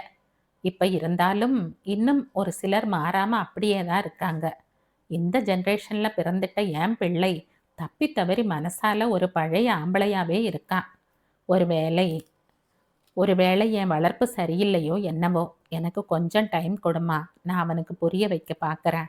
அதுவரை நீ கொஞ்சம் பொறுமையாயிரு எனக்காக. நிச்சயமா அத்தை, இப்படி எந்த மாமியார் அனுசரணையாக பேசுவாங்க? அந்த வகையில் புருஷன் புரிஞ்சு காட்டாலும் புரிஞ்சுக்கிற நல்ல மாமியார் அமைஞ்சதுக்காக நான் கடவுளுக்கு நன்றி சொல்லணும். உங்கள் அன்புக்காக எந்த அவமானத்தையும் சகிச்சுக்க தயாராக இருக்க. சரிம்மா, நீ படுத்து தூங்கு. சமையலை நான் பார்த்துக்கிறேன். சாப்பாட்டுக்கு லலிதா வந்து எழுப்புவா, அது வரைக்கும் ரெஸ்ட் எடு. கீழே இறங்கி சென்ற மாமியாரை பிரமிப்போடு பார்த்தாள். இரவு லேட்டாகத்தான் வந்தான் அவன். சமையல் அறையில் வேலையாக இருந்த அம்மாவையும் தூங்கிக் கொண்டிருந்த மனைவியையும் பார்த்தவனின் முகம் மாறியது. உடை மாற்றிக்கொண்டு கீழே வந்தவன் அம்மாவிடம் வந்தான். ஏன் அவளுக்கு என்னவாம்? வெட்டி முறிச்சிட்டு வந்தாப்புல தூங்குறா, உன்ன சமையல் செய்ய விட்டுட்டு? வெளியில அரைஞ்சிட்டு வர்றா. ஒரு நாளை போல ஒரு நாள் இருக்குமா உடம்பு? தலைவலின்னா நான் தான் ரெஸ்ட் எடுத்துக்க சொன்னேன். உனக்கு என்ன இதுல இவ்வளோ இன்ட்ரெஸ்ட்? என் மேல அக்கறையா, இல்ல அவ இந்த வீட்டுக்கு அடிமைங்கிற எண்ணமா? அவன் அம்மாவை முறைத்து பார்த்தான். அவன் மேல உனக்கு என்ன அக்கறை? இவ்வளோ வக்காலத்து வாங்குற அவளுக்கு? நம்மளையே நம்பி வந்திருக்கிற பொண்ணு, நம்ம விட்டா யார் அவளை கவனிப்பாங்க? அதுக்காக 4 நாளைக்கு ஒரு தரம் அவ தலைவலின்னுவா, நீ சிஸ்ரூஷை செய்வியாக்கும்? செய்துட்டு போற, உனக்கு என்னடா போச்சு? இதெல்லாம் நல்லா இல்லை, சொல்லிட்டேன். இப்ப அவளை தலையில தூக்கி வச்சுக்கிட்டா பின்னால உன் தலை தான் வலிக்கும். ஏன்டா தூக்கி வச்சுக்கிட்டோம்னு தோணும். ஏன் இப்படி சொல்ற? உன் பொண்டாட்டி தானே அவ. உன்னை தலையில தூக்கி வச்சுக்கிட்டா மாதிரி தானே அவளையும் வச்சுக்க போற. உன்னால எனக்கு தலைவலி வராம நீ பார்த்துக்கிட்டா போதும். அவளை பத்தி அனாவசியமா கவலைப்பட வேண்டாம். அம்மா ஏதோ பொடி வைத்து பேசுகிறாள் என்பது மட்டும் புரிந்தது அவனுக்கு. லலிதா மாடிக்கு போய் அண்ணியை எழுப்பி கொண்டு வந்தாள். சாப்பாட்டுக்கு பிறகு மிச்சம் மீதி வேலைகளை செய்து முடித்துவிட்டு அவள் மாடிக்கு வந்தாள். அவன் கண் மூடி படுத்திருந்தான். உடம்பு சரியில்லையா? அவள் அவன் நெற்றியில் கை வைத்து பார்க்க முகத்தை திருப்பிக் கொண்டான். என்ன கோபம் உங்களுக்கு? நாம கொஞ்சம் மனசு விட்டு பேசினா நல்லா இருக்கும்னு நினைக்கிறேன். அவன் முகத்தில் மீதிருந்த தன் முழங்கையை நீக்கிவிட்டு அவளை பார்த்தான். பேச என்ன ஆகப் போகுது? நீ மாறிட போறியா என்ன? என்கிட்ட நீங்க என்னதான் எதிர்பார்க்கறீங்க? நீ சராசரி பொம்பளை ஆகணும்னு எதிர்பார்க்கிற, போதுமா? சராசரி பொம்பளைன்னா எப்படி? நான் சொன்ன நீ கேப்பியா? அவன் எழுந்து உட்கார்ந்து கேட்டான். சொல்லுங்க. முதல்ல உன் உடையில இருந்து ஆரம்பிப்போம். இந்த சல்வார் சுரிதார் இதெல்லாம் நம்ம உடை இல்ல. வடக்கத்திய உடை, நம்ம உடை புடவைதான். புடவை கட்டி பூ வச்சு பளிச்சுன்னு கண்ணுக்கு தெரியறாப்புல பொட்டு வச்சுக்கிறது தான் பொம்பளைக்குரிய லட்சணம். அப்புறம் இப்படி தலைமுடியை குட்டையா கட் பண்ணிக்கிறத நிறுத்தணும். முடி நீளமா இருக்கணும். அதான் அழகு. அப்புறம் என்ன கேட்காம எதுவும் செய்யக்கூடாது. உனக்கு எது வேணும்னாலும் என்ன கேளு. கடைக்கு கூட்டிட்டு போய் நான் வாங்கி தர்றேன். அதான் எனக்கும் கௌரவம், உனக்கும் அழகு. என்னதான் பெண்கள் எது வாங்கிக்கிட்டாலும் கூட இது என் புருஷன் ஆசையா வாங்கி தந்ததுன்னு சொல்லிக்கிறதுல ஒரு சுகம் இருக்கும் தானே? எங்க ஆபீஸ்ல ஒவ்வொரு லேடிஸும் அப்படித்தான். எப்ப பாரு புருஷன் பெருமைதான். அவங்க புருஷன் அப்படியே அபூர்வ ஆம்பளை மாதிரி பீத்திப்பாங்க. அந்த மாதிரி என்ன பத்தி நீயும் உங்க ஆபீஸ்ல பெருமையா பேச வேணாமா?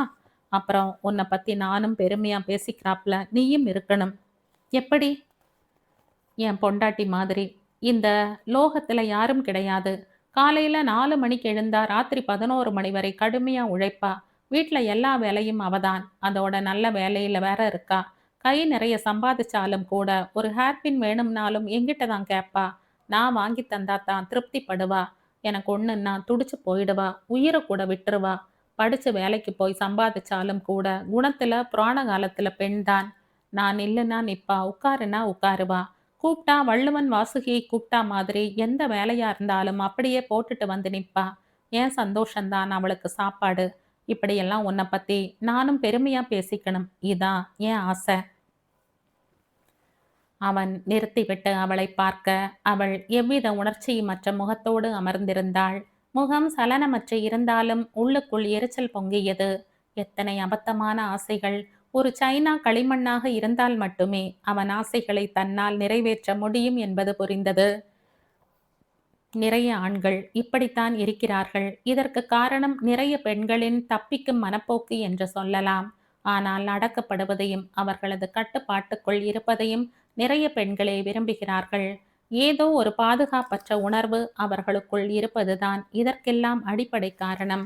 காலம் காலமாய் ஊறிப்போயிருக்கும் இந்த உணர்வுகளை ஒரு நாளில் மாற்றிவிட முடியாது. அதே நேரம் புருஷனின் மனம் விரும்பும்படி நிச்சயம் அவளால் தன்னை மாற்றிக்கொள்ளவும் இயலாது. என்ன செய்ய போகிறாள் அவள்? என்ன சைலண்ட் ஆயிட்ட? இனிமே நான் விரும்புகிறபடி இருப்ப இல்ல? முயற்சிக்கிறேன். அப்போதைக்கு அந்த பதிலை சொன்னாள் அவள். அந்த பதிலே அவனுக்கும் அப்போதைக்கு போதுமானதாக இருந்தது. அவள் தனக்கு அடங்கியவளாக ஆகிவிட்டதாகவே நினைத்தான். மறுநாள் 4 மணிக்கு அலாரம் அடித்து அவள் எழுந்து குளித்துவிட்டு கீழே சென்றபோது சந்தோஷமாக இருந்தது அவனுக்கு. நான் ஜெயித்து விட்டதாக தோன்ற புன்னகையோடு திரும்பி படுத்தான். 8 மணிக்கு அவன் கீழே இறங்கி வந்தபோது அவளை காணவில்லை. இங்கம்மாவா, அதுக்குள்ள போயாச்சா? மணி என்ன ஆச்சு? உனக்கு லேட்டா விடிஞ்சா எல்லாரும் அவங்கவங்க வேலையை கவனிக்க வேண்டாமா? அவதான சமைச்சா? ஏன் கேட்ட? இனிமே நீ எதுவும் செய்ய வேணாம், சும்மா இருந்தா போதும். எல்லாம் அவ பார்த்துப்பா. ராத்திரி அவளுக்கு நிறைய அட்வைஸ் பண்ணேன். இப்படியெல்லாம் இருந்தா தான் இந்த வீட்டில் நீ இருக்க முடியும்னு அடிச்சு சொல்லிட்டேன். ஆரம்பத்திலேயே பெண்டாட்டியை தட்டி வச்சா தானே நல்லது. பின்னாடி யாரும் எனக்கு பட்டப்பேர் வைக்க மாட்டாங்க பாரு. மற்றபடி எனக்கு அவன் மேலே கொள்ளை ஆசை உண்டு. அம்மா, அப்படியா என்பது போல அவனை அமைதியாக பார்த்தாள். அன்று இரவு அவன் வேலை முடிந்து வீட்டுக்கு வந்தபோது அவள் வீட்டில் இல்லை. இன்னுமா வரல? அவன் புருவம் சுருக்கியபடி கேட்டான். அவ வரல, அவளுக்கு பதிலா ஒரு பார்சல் வந்திருக்கு. அம்மா மூலையில் கிடந்த ஒரு அட்டை பெட்டியை காண்பித்தாள். அவன் வேகமாய் சென்று அதை திறந்தான். உள்ளே ஒரு அம்மி குழவையும் கூடவே ஒரு கடிதமும் இருந்தது. நேற்று நீங்கள் பேசியது எல்லாம் கேட்ட பிறகு என்னால் ஒரே ஒரு முடிவுக்குத்தான் வர முடிந்தது. உங்கள் விருப்பப்படியெல்லாம் நான் மாற வேண்டுமானால் எனக்கும் இந்த குழவிக்கல்லுக்கும் எந்தவித வித்தியாசமும் இருக்காது என்பதால் இதையே உங்கள் மனைவியாக ஏற்றுக்கொள்ளுமாறு கேட்டுக்கொண்டு இதை உங்களுக்கு பரிசாக அளிக்கிறேன். இது உங்கள் சொற்படியெல்லாம் கேட்கும், முக்கியமாக சிந்திக்காது, வாயாடாது. எனவே இதனுடன் சந்தோஷமாக வாழ்வீர்கள் என்று நம்புகிறேன். அன்புடன். அவன் முகம் கோரமாய் சிவந்தது. பற்களை நெரித்து கொண்டே கடிதத்தை கசக்கி ஆத்திரத்தோடு எறிந்தான். ஒரு பக்கெட் வெந்நீர் போடுமா, தலை முழுகணும் என்றான். முழுகிட்டு என்ன செய்ய போற? என்ன கேட்ட? ஏமா, ஆஃப்டரால் ஒரு பொம்பளை என்ன திமிரா நடந்துக்கிறா? அதை பத்தி எல்லாம் என்ன ஏதுன்னு கேட்கவே மாட்டீங்களா? என்ன சொன்ன? ஆஃப்டரால் பொம்பளையா? அப்படின்னா நான் யாரு? உன் தங்கச்சி யாரு? ஆஃப்டரால்ல சேர்த்திதானே? அம்மா கேட்க ஒரு வினாடி தடுமாறினான். கல்யாணமாகி முழுசா 3 மாசம் கூட ஆகல. உன் கூட இந்த கல்ல மாதிரி என்னால வாழ முடியாதுன்னு ஒரு பொண்ணு உன்னை விட்டு போறான்னா அது எவ்வளோ அவமானம். இனி இந்த வீட்டையும் எங்களையும் யாராவது மதிப்பாங்களா? அவ போயிட்டான்னு தலை முழுகிட்டா எல்லாரும் நீ செஞ்சது சரிதான்னு உன்னை மதிச்சிடுவாங்களா? நிறுத்துமா, நான் என்ன பெரிய குத்தம் செஞ்சிட்டேன்னு என்கிட்ட கத்தற நீ? புருஷன் எப்படி இருந்தாலும் படி தாண்டி போகாதவதாம் பொம்பளை. அவளை போய் குத்தம் சொல்லு. அது அந்த காலம்டா மகனே. எந்த காலமா இருந்தாலும் பொம்பளை பொம்பளை தானே. ஊர்ல எவ்வளோ பெண்கள் புருஷனுக்கும் புகுந்த வீட்டுக்கு மடங்கி நடக்கல? இவன் என்ன தேவலோகத்துல இருந்து தலையில 2 கொம்போட பூமியில குதிச்சவளா என்ன? இதே கேள்வியை நான் திருப்பி கேட்டா, ஊர்ல எத்தனை ஆம்பளை பொண்டாட்டிய சிநேகிதியா நினைச்ச அன்போட நடத்தல? நீ மட்டும் ஏன் இப்படி அசுரலோகத்துல இருந்து வந்து தெரியாம பூமியில குதிச்சிட்டியா? அதான் பொண்களை கேவலமா நினைக்கிறையா? நிறுத்துமா, என் மனசை பத்தி உனக்கு என்ன தெரியும்? எனக்காகவும் ஒரு பெண் இந்த வீட்டுக்கு வரப்போறான்னு உடனே நான் என்னெல்லாம் நினைச்சேன் தெரியுமா? எவ்வளோ கனவு கண்டேன் தெரியுமா உனக்கு? ஆனா அவன் என் மனசை புரிஞ்சுக்கவே இல்லை. புருஷன் விழுந்து நமஸ்காரம் பண்றத கேவலமா நினைச்சா. தொட்டதுக்கெல்லாம் சட்டம் பேசுறா, உரிமை பேசுறா. இப்படியே விட்டா என்னை கரண்டி பிடிக்க வச்சுட்டு இவ ஆம்பளை மாதிரி கால் மேல் கால் போட்டு உட்காருவான்னு தான் ஆரம்பத்திலேயே தட்டி வச்சுடணும்னு நினைச்சேன். ஆம்பளை கரண்டி பிடிச்சா என்னடா தப்பு? உங்க அப்பா பிடிக்கல, அவர் பிழைப்பே அதானே. என்ன கம்பீரம் குறைஞ்சு போச்சு? எத்தனையோ நாள் எனக்கு உடம்புக்கு முடியாதப்ப அவர் தான் வீட்லையும் கரண்டி பிடிச்சிருக்கார். அதுக்காக நான் என்ன கால் மேல் கால் போட்டா உட்காந்துட்டேன்? இல்லடா, இன்னும் நாய் மாதிரி குழஞ்சு அவர் காலடியிலேயே படுத்துட்ட. இதெல்லாம் சொன்னா உனக்கு புரியாது. நீ அதிகாரம் பண்றதை நிறுத்திட்டு அனுசரணையா இருந்து பார். அப்புறம் சொல்லுவ அவன் உன் காலில் விழுந்த கதையை. அம்மா அவனுக்கு சாப்பிட தட்டி எடுத்து வைத்தாள். சாப்பிடுடா. அப்பா அவனை அழுத்தி உட்கார வைத்தார். அந்த பொண்ணு நல்ல பொண்ணு தாண்டா. யாரையுமே துச்சமா நினைக்கிறது ரொம்ப தப்பு. நாளைக்கு காலையில் போய் அவளை கூட்டிட்டு வந்துடு. நாளைக்கு காலையில் போய் அவளை கூட்டிட்டு வந்துடு. நீ போய் கூப்பிட்டா வந்துடுவா. நோ. அவன் சாப்பாட்டு தட்டை தள்ளி விட்டான்.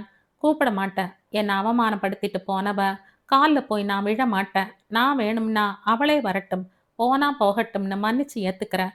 இல்லாட்டி வாழா வெட்டின்ற பேரோட ஆயுள் முழுக்க அலையட்டும். அவன் தீர்மானமாக சொல்லிவிட்டு போக வீடு அவனை அதிர்ச்சியோடு பார்த்தது. என்னத்தை இப்படி சொல்லிட்டார்? அவள் கவலையோடு மாமியாரை பார்த்தாள். அவளது அலுவலகத்திற்கு மாமியார் சென்றிருந்தாள். முதல் நாள் இரவு நடந்த விவாதத்தை எல்லாம் சொன்னாள். நாம ஒரு திட்டம் போட்டோம், ஆனா அது வேற மாதிரி போயிடுச்சே. மாமியார் கவலையோடு அவளை பார்த்தாள். இப்ப என்ன செய்யலாம் அத்த? பேசாம வீட்டுக்கு வந்துடு. உள்ள இருந்தே அவனை மாத்துற வழியை பார்ப்போம். அது முடியாது அத்த. என்னம்மா சொல்ற?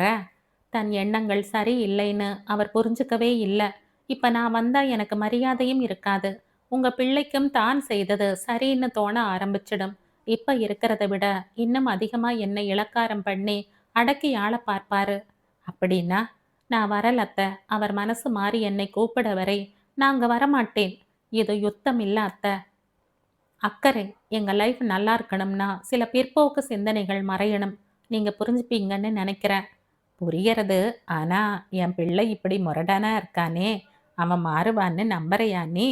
முயற்சி பண்ணி பார்ப்போம். முடியாட்டி இந்த பிரிவு நிரந்தரம் ஆயிடும்.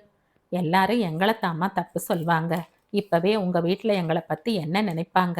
அவங்க உன்னை போன்னு சொல்லிட்டா என்ன செய்வ? அவங்க கிட்ட எல்லாத்தையும் சொல்லிட்டியா? இல்ல, எதுவும் சொல்லல. அப்புறம் ஏன் இன்னும் இங்க இருக்கன்னு கேட்டா என்ன செய்வ? யாரை பத்தியும் யாரும் தப்பா நினைக்காம, யாருக்கும் யாராலையும் பிரச்சனை ஏற்படாம இருக்கணும்னா ஒரு வழி இருக்கு. என்ன? நான் டிரான்ஸ்ஃபர் வாங்கிக்கிட்டு கொஞ்ச நாள் வேற ஏதாவது ஒரு ஊர்ல இருக்கிறது தான். ஏன் பிரிஞ்சிருக்கணும்னு யாரும் கேட்க மாட்டாங்க, சந்தேகப்பட மாட்டாங்க. கொஞ்ச நாள் அப்படி சமாளிப்போம். வேற வழி இல்லை. அவர் எண்ணங்கள் மாறும்னு நம்புவோம். அவள் மாமியாரை அனுப்பிவிட்டு உள்ளே போய் தன் இருக்கையில் அமர்ந்து தன்னுடைய விருப்ப மாறுதல் விண்ணப்பத்தை எழுத ஆரம்பித்தாள். ஒரு வாரத்தில் அவளே எதிர்பாராமல் பதவி உயர்வோடு கூடிய மாறுதல் கிடைத்தது. கோவைக்கு போஸ்டிங் போட்டிருந்தார்கள். ஒரு நாள் மதிய நேரம் மாமியார் வீட்டுக்கு சென்று அவர்களிடம் விஷயத்தை சொல்லி விடை பெற்று கொண்டாள். என் புருஷனை ஜாக்கிரதையா பார்த்துக்கங்க அத்தை. அது சரி. அத்தை சிரித்தாள். ஜாக்கிரதையா போயிட்டு வாமா. அடிக்கடி லெட்டர் போடு. வேளா வேலைக்கு சாப்பிடு. வேலை வேலைன்னு உட்கார்ந்து விடாத. அதெல்லாம் இனிமே முடியாது. நான் மட்டும்னா எப்படி வேணா இருக்கலாம். இனிமே அப்படியா? அவள் புன்னகையோடு சொன்னாள். அப்படின்னா? அப்படித்தான். நாங்க சந்தோஷமா இருந்ததுக்கு சாட்சி. அவள் தனது அடிமடியில் கை தடவி சொன்னாள். அத்தை பிரமிப்போடு நெஞ்சில் கை வைத்து கொண்டாள். அவள் கண்கள் கலங்கியது. இந்த மாதிரி நிலைமையில எங்கேயோ தனியா போய் கஷ்டப்பட போறையே. இத்தனை பேர் இருந்தும் எல்லாம் நல்லதுக்குத்தானே. உங்க பிள்ளை என்னை வெறுக்கல, நானும் அவரை வெறுக்கல. முரண்பாடான ரெண்டு சிந்தனைகளுக்குள்ளதான் இங்க போராட்டமே. அடி மனசுல இருக்கிற அன்பு நிச்சயம் ஒரு நாள் கிழிச்சுக்கிட்டு வெளியில வரும். அவர் என்னை பார்த்த முதல் பார்வையில பரிசுத்தமான அன்பு இருந்தது. அந்த அன்புல தான் நான் வீழ்ந்தேன். அந்த அன்பு மறுபடியும் அவர் பார்வையில் குடியேறி என்னை பார்க்கும்னு நம்புறேன். மாமியார் அவளை பரிவோடு அணைத்து நெற்றியில் முத்தமிட்டாள். உன் ஞாபகமாவே இருப்போம்மா. எப்போ என்ன உதவி வேணும்னாலும் எழுது. உடம்புக்கு முடியலைன்னா ஒரு வார்த்தை எழுதி போடு. நான் வந்து உன் கூட இருக்கேன். அப்புறம் இவர் உன்னோட கோவைக்கு வந்துட்டு வருவார். டிக்கெட் புக் பண்ணிடுறோம் நாங்களே. மாமியார் வற்றல், ஊறுகாய், வடகம், பொடி வகைகள் என்று அவள் வாய்க்கு பிடித்தவைகளை பாட்டில்களில் நிரப்பி அட்டை பெட்டியில் கட்டி கொடுத்தனுப்பினாள். சௌக்கியம்னு ஒரு 2 வரியாவது எழுதி போடு. கவலை இல்லாம இருப்போம் என்றபடி அவளை வழி அனுப்பினாள். அவள் ஊருக்கு புறப்படும் அன்று ரயில் அடிக்கு போயிருந்தார்கள். அவளுடைய வீட்டினரும் வந்திருந்தார்கள். பிள்ளைக்கு லீவு கிடைக்கல, அதான் நானே கூட போயிட்டு வரலாம்னு இருக்கேன். எங்க விடுவீங்க? தெரிஞ்சவங்க யாராவது இருக்காங்களா? அதெல்லாம் இல்லை. இப்போதைக்கு இவங்க ஆஃபீஸ் கெஸ்ட் ஹவுஸில் தான் விடணும். அப்புறம்தான் வீடு கீடு கிடைக்குதான்னு பார்க்கணும். இல்லை ஹாஸ்டலாவது ஏதாவது இருக்கான்னு பார்க்கணும். ரயில் புறப்பட்டு சென்றதும் லலிதாவோடு அம்மா வீட்டுக்கு வந்தாள். வாசலிலேயே அவன் அமர்ந்திருந்தான். எங்க போயிட்டு வர்றீங்க? அப்பா எங்க? அப்பா ஊருக்கு போயிருக்கார். எந்த ஊருக்கு? எதுக்கு? எங்க மருமகளுக்கு ப்ரமோஷனோட டிரான்ஸ்ஃபர் வந்திருக்கு. அவ புருஷனுக்கு அவ வேண்டாம்னா அதுக்காக நாங்க விட்டுற முடியுமா? புள்ளத்தாச்சி பொண்ணை தனியாத்தான் அனுப்ப முடியுமா? அவன் சரையில் என்று நிமிர்ந்து பார்த்தான். அவன் கண்கள் சரியில் என்று பளிச்சிட்டன. முகத்தில் இறுகி இருந்த நரம்புகள் ஒரு வினாடி நெகிழ்ந்து தளர்ந்தன. சட்டென்ற முகத்தை திருப்பிக் கொண்டான். எதுவும் பேசாமல் விறு விறுவென்று மாடிக்கு சென்றான். மனசுக்குள் ஒரு குழைவு. அத்தனை பிணக்கும் வடித்து அடுத்த நிமிடம் அவள் முன் நின்றுவிட வேண்டும் போல் மனசு பரபரத்தது. எதற்கு வீணாக பிரச்சனை செய்து கொண்டு யார் யாருக்கு அடங்கி போனால் என்ன? தாம்பத்தியத்தில் எதற்கு தேவையற்ற கிரீடங்கள். இப்படி நினைத்த மறுவினாடி தூங்கிக் கொண்டிருந்த மனக்குரங்கு விழித்து கொண்டு மீண்டும் அவனை உச்சாணி கிளைக்கு இழுத்து சென்றது. ஒரு குழந்தை வேறு உருவான பிறகு இனி அவன் துணையின்றி அவளால் வாழ்ந்துவிட முடியாது. நிச்சயம் அவளுக்கு அவன் தேவைப்படுவான். அவனுக்காக இல்லாவிட்டாலும் குழந்தைகளுக்காகவாவது அவள் தன்னை காப்பாற்றிக் கொள்வாள். ஆணின் காலடியில் இருப்பதுதான் பெண்ணுக்கு மரியாதை என்பதை புரிந்து கொள்வாள். இதற்கு முன் உதாரணமாக தானே மகாவிஷ்ணுவின் காலுக்கருகில் அமர்ந்து அவர் பாதத்தை பிடித்து கொண்டிருக்கிறாள் மகாலட்சுமி கூட. அவளே புருஷனுக்கு அடங்கி அவன் காலடியில் இருக்கையில் இவள் யார்? சாதாரண மனுஷிதானே. யார் யார் எங்கெங்கே இருக்க வேண்டுமோ அங்கே இருந்தால் தான் மரியாதை என்று புரிந்து கொண்டு வந்து விடுவான். அவன் நம்பிக்கையோடு தூங்கினான். 2 நாள் கழித்து வந்த அப்பா சொன்ன செய்தி அவன் நம்பிக்கையை தூள் தூளாக்கியது. எப்படி இருக்கா மருமக? கெஸ்ட் ஹவுஸ் வசதியா இருக்கா? வீடு ஏதாவது கிடைக்குமாமா? வீடு கிடைச்சிடும். 10 நாள்ல ஒரு வீடு காலியாகதாம். அட்வான்ஸ் கூட கொடுத்தாச்சு. கோவை சென்னையை விட காஸ்ட்லியா இருக்கு. வாடகை அதிகம்தான். வேற வழி? அப்புறம் வேற என்ன விஷயம்? மசக்க அதிகமா தெரியுதா? அவர் மௌனமாக இருந்தார். நான் கேட்கறது காதுல விழலையா? வாந்தி அதிகம் எடுக்கிறாளான்னு கேட்டேன். ஆமா, ஆனா இனிமே எடுக்க மாட்டா. என்ன சொல்றீங்க? புரியலையே. கலச்சுட போறாளாம். குழந்தை வேணாமாம். அப்பா சொல்ல அவன் அதிர்ச்சியோடு அவரை பார்த்தான். என்னங்க இது? குண்டை தூக்கி போடுறீங்க? அம்மா பதறினாள். என்ன கேட்டா? அவளைத்தான் ஏன் எதுக்குன்னு கேட்கணும். இந்த வீட்டுல முதலா தொட்டில் ஆடும்னு நினைச்சேன். இப்படி வயத்திலேயே அழிச்சிடுவான்னு கண்டனா? ஏன் இப்படி ஒரு முடிவெடுத்தாளாம்? முதலா வந்த குழந்தையை கலைக்கிறது மகா பாவமாச்சே. அப்புறம் எவ்வளோ விரதம் இருந்தாலும் புத்திர பாக்கியம் கிடைக்காதுன்னு அவகிட்ட சொன்னீங்களா? நான் சொல்ல வேண்டியது எல்லாம் சொல்லியாச்சு. யார் கேட்குறாங்க? அந்த பொண்ணு மனசுல என்ன வெறுப்போ? அம்மா சிலை மாதிரி நின்றிருந்த அவனிடம் வந்தாள். அந்த பொண்ணு எடுத்துக்கிற முடிவுக்கு நீதாண்டா காரணம். நானா? நீயே தான். யோசிச்சு பாருடா. அவ இங்க எல்லா வேலையும் சகஜமாத்தான் செஞ்சா. எல்லார்கிட்டையும் மரியாதையாத்தான் நடந்துக்கிட்டா. இதுக்கு மேல என்ன வேணும் உனக்கு? அவளுக்குன்னு தனி சிந்தனை இருக்கக்கூடாது. 5 பைசாக்கு கூட உன் கையை எதிர்பார்த்து உட்காருன்னா உட்காரணும், படுன்னா படுக்கணும். என்னடா இதெல்லாம்? அடுத்த நூற்றாண்டுக்கு போக போற மனுஷன் பேசுற பேச்சா இதெல்லாம்? புருஷன் பெண்டாட்டிங்கிறவங்க தராசு தட்டு மாதிரி சமமானவங்கடா. ஒரு பக்கம் ஆணவம் அகம்பாவம்னு எடை கூடிடுச்சுன்னா முள்ளு ஆட ஆரம்பிச்சிடும். எடை சரியா இருந்தா தான் பொருளுக்கு மரியாதை, தராசுக்கு மரியாதை. நல்ல எண்ணங்களால உன் தட்டை நிரப்பிக்க பாருடா. அப்போ உன் கனம் உனக்கே பெருமையா இருக்கும். இப்போ உன் தட்டில் இருக்கிறது வெறும் குப்பையும் சத்தையும் தான். இந்த பொய்யான கனத்தை கண்டு மகிழ்ந்து போயிடாத. அடுத்த தட்டு பரிசுத்தமா உயர்ந்து நிற்க ஆரம்பிச்சிடும். அப்புறம் உன் பாடு. சிரிப்பா சிரிக்க வேண்டியதுதான். ஒன்னே ஒன்று சொல்கிறேன் கேட்டுக்க. பொண்ணோட சுபாவம் என்ன தெரியுமா? அவளுக்கு அனுசரணையா நீ ஒரு வேலை செய்ய புறப்பட்டா அடுத்த நிமிஷம் உன்னை உட்கார வச்சு 4 வேலை செய்வா அவ. அன்பால சாதிக்க தெரியாதவன் தான் ஆயுதத்தை எடுப்பான். அடி முட்டாள்னு தான் அவனை சொல்லணும். தன்னால தன் குழந்தைக்கு எதுக்கு கஷ்டம்னு தான் அதை கலைச்சிட முடிவு பண்ணியிருப்பா அவ. மனசு வச்சா அந்த குழந்தை நம்ம வீட்டு தொட்டில்ல தவழும். இல்லாட்டி மண்ணோட மண்ணா போயிடும். இதுக்கு மேலையும் நீ இப்படித்தான் இருப்பன்னா இரு. நஷ்டம் எங்களுக்கு இல்லை, உனக்குத்தான்.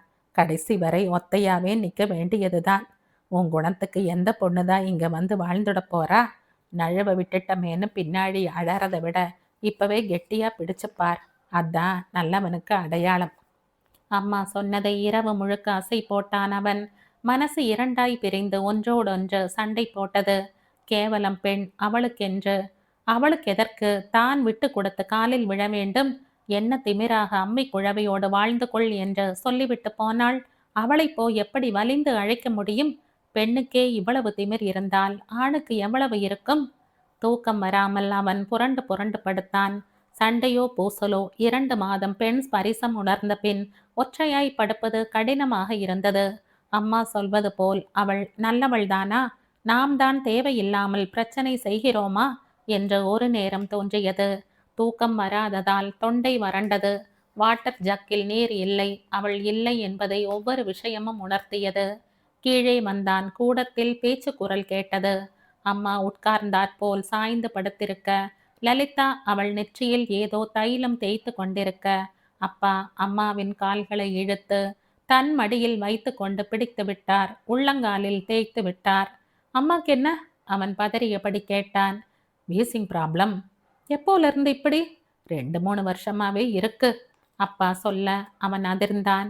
ஒரே வீட்டில் இருந்தும் தாயின் சிரமங்கள் கூட இதுவரை தெரிந்து கொள்ளாமல் இருந்திருக்கிறான். வெட்கமாகவும் உறுத்தலாகவும் இருந்தது. மறுநாள் அப்பாதான் சமைத்தார். மனைவிக்கு காஃபியில் இருந்த சாப்பாடு வரை ஓடி ஓடி கொண்டு போய் கொடுத்து உபசரித்தார். இப்ப எப்படி இருக்கு என்று நிமிடத்திற்கு ஒரு முறை கேட்டுக்கொண்டே இருந்தார். அந்த காட்சிகள் அவனுக்கு அதிசயமாயிருந்தது. அவன் வீட்டில் இருந்தால் தானே அதையெல்லாம் பார்க்க. காலையில் போனால் இரவுதான் வருவான். அப்படியே வீட்டில் இருந்தாலும் மாடியே கதி என்றிருப்பான். எதையுமே பார்க்காதவனுக்கு எதுவுமே தெரியாது என்பது சரிதான். குடும்பம் என்பது ஒருவருக்கொருவர் அன்பாயிருப்பது, ஒருவர் சிரமத்தை ஒருவர் புரிந்து கொண்டு அனுசரணையாயிருப்பது, இதுதான் தாம்பத்தியம். மற்றபடி தாம்பத்தியம் என்பது பல பரீட்சை நடத்தும் இடம் அல்ல. இதை அப்பா புரிந்து கொண்டிருந்த அளவுக்கு மகன் புரிந்து கொள்ளவில்லை. இப்போது கூட புரிந்ததே தவிர எப்படி இறங்கி செல்வது என்று தயங்கினான். யோசித்து யோசித்து இறுதியில் ஈகோவை ஜெயிக்க விட்டான். அவளே திரும்பி வந்தால் ஏற்றுக்கொள்வது என்று முடிவு செய்தான். என்னடா, என்ன முடிவு செய்த? கோவைக்கு போக போறியா இல்ல? அப்பா கேட்க இல்லை என்று தலையசைத்தான். நான் எந்த தப்பும் செய்யல. அப்புறம் எதுக்காக அவ காலில் விழணும்? அவளை யார் இங்க கொடுமைப்படுத்தி விட்டாங்கன்னு இங்கிருந்து போனாளாம். தன் மனைவி இப்படி இருக்கணும்னு ஆசைப்படவோ எதிர்பார்க்கவோ ஒரு புருஷனுக்கு உரிமை இல்லையா என்ன? ஒரு சராசரி ஆம்பளை தன் மனைவி எப்படியெல்லாம் இருக்கணும்னு நினைப்பானோ அப்படித்தான் நானும் நினைச்சேன். இது தப்பா? நீ திருந்தவே மாட்டடா, அப்பா எரிச்சலோடு சொன்னார். யாருமே அவளை எந்த குற்றமும் சாட்டாததில் அவனுக்கு ஆத்திரம் கூடியது. எல்லோருமே அவன்தான் குற்றவாளி என்பது போல் பேசியதை அவனால் தாங்க முடியவில்லை. அதனாலேயே எந்த காரணம் கொண்டும் இந்த விஷயத்தில் இறங்கி போக கூடாது என்ற பிடிவாதம் ஏற்பட்டது. நிறைய பேர் இங்கே சராசரியாகவே இருந்து விடத்தான் விரும்புகிறார்கள். சராசரியா இருப்பதே சௌகரியம் என்று நினைக்கிறார்கள். படித்து வேலைக்கு செல்லும் பெண்ணை திருமணம் செய்து கொண்டது தப்போ என்று அவனுக்கு தோன்றிய மறுகணம் எத்தனை பெண்கள் வேலைக்கு சென்றபடி புருஷனுக்கு அடங்கி நடப்பதில்லை, இவள் மட்டும் ஏன் எகிறுகிறாள் என்ற ஆத்திரம் வந்தது. ஆக மொத்தம் அவன் மனம் அவனை பந்தாடி கொண்டிருந்தது. அன்று மாலை அப்பா அவனிடம் ஒரு கடிதத்தை கொடுத்தார். கருவை கலைக்க நாள் குறித்தாகிவிட்டது என்றும் உதவிக்கு மாமியார் வந்தால் நன்றாயிருக்கும் என்றும் எழுதியிருந்தது. அவன் அதை பந்தாய் சுருட்டி எறிந்தான். அவ்வளோ திமிர் பிடிச்சவன் நாசமா போகட்டும், யாரும் போக வேணாம் என்று கத்தினான். எனக்கென்னமோ நீ ஒரே ஒரு முறை போய் அட்லீஸ்ட் சண்டையாவது போட்டுட்டு வந்தாதான் நல்லதுன்னு படுது. 2 பேர் சேர்ந்து உருவாக்கின குழந்தையை 2 பேரோட சம்மதமும் இருந்தாத்தான் கலைக்க முடியும். இதை வச்சு நீ போய் அந்த அபார்ஷனை தடுத்து நிறுத்தலாம். அவன் ஏன் அந்த கருவை கலைக்க நினைக்கிறான்னு காரணம் கேளு. என்னதான் சொல்றான்னு பார்ப்பமே. உங்க அம்மாவோட நீயும் கிளம்பிப்போ, அதான் சரி. அப்பா வற்புறுத்த போய்த்தான் பார்ப்போமே என்று அவனுக்கும் தோன்றியது. 4 நாள் கழித்து அம்மாவையும் அழைத்து கொண்டு கோவைக்கு கிளம்பினான். வேண்டுமென்றே அம்மாவை மட்டும் அவள் வீட்டுக்கு அனுப்பிவிட்டு தான் லாட்ஜ் ஒன்றில் தங்கி கொண்டான். அம்மா அவளை அன்று மாலை அவன் தங்கியிருந்த லாட்ஜுக்கு அழைத்து வந்தாள். ரிசப்ஷனில் அமர்ந்து கொண்டு அவனை கீழே வர சொல்லி தகவல் அனுப்பினார்கள். அவன் கீழே வந்தான். 10 நாட்களுக்கு பிறகு அவளை பார்த்தபோது ஒரு மாதிரி இருந்தது. இருவரும் மௌனமாய் ஒருவரை ஒருவர் பார்த்து கொண்டிருக்க அம்மா மெல்ல நழுவி புல்வெளிக்கு வந்து அமர்ந்தாள். உன் மனசுல நீ என்ன நினைச்சிட்டு இருக்க? தெரியல. நான் எல்லாத்தையும் உங்க வீட்டிலேயே தொலைச்சிட்டேன். என்ன அர்த்தம் இதுக்கு? அவள் பதில் சொல்லாமல் மௌனமாய் நின்றாள். நீ செய்யறத பார்த்தா என்ன கொடுமைக்காரன் இல்ல சொல்றாப்புல இருக்கு. நான் உன்னை என்ன கொடுமை செய்துட்டேன் சொல்லு. நான் அப்படி சொல்லலையே. கொடுமைன்னா என்னன்னு நினைக்கிறீங்க? நீங்க அடிக்கிறதும் சரீர இம்சை பண்றதும் தான் கொடுமையா? வேற என்ன அப்படி கொடுமை செய்துட்டன்ற? என் மனைவி கிட்ட சில விஷயங்களை நான் எதிர்பார்க்கிறது அவ்வளோ தப்பா? தப்பில்ல. அதே மாதிரி எதிர்பார்ப்புகள் ஒரு மனைவிக்கும் இருக்குங்கிறதை மறந்துட்டீங்களே, அதான் தப்பு. எதிர்பார்க்கிற உரிமை கூட ஆணுக்குத்தான், பெண்ணுக்கு கூடாதுன்னு தான் நீங்க பேசுவீங்க. அதனால உங்ககிட்ட எதையும் சொல்லி பிரயோஜனம் இல்லை. அப்படி நீ என்னதான் எதிர்பார்த்த என்கிட்ட சொன்னா தானே தெரியும்.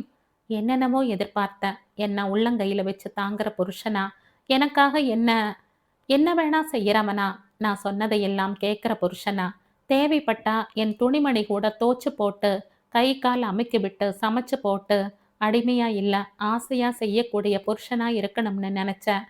அதுக்கு வேற எவனாவது காதுல பூ வச்சவனா பாரு. அப்ப நீங்களும் எவளாவது காதுல பூ வச்சவளா பார்த்துக்கோங்க. நான் உங்க அடிமை இல்ல. அப்படின்னா இனிமே என்னோட வர எண்ணம் எதுவும் உனக்கு இல்லைன்றியா? இருக்கு. நானும் உங்ககிட்ட எதையும் எதிர்பார்க்கல. நீங்களும் எதையும் என்கிட்ட எதிர்பார்க்காதீங்க. நான் நானா இருக்கேன்.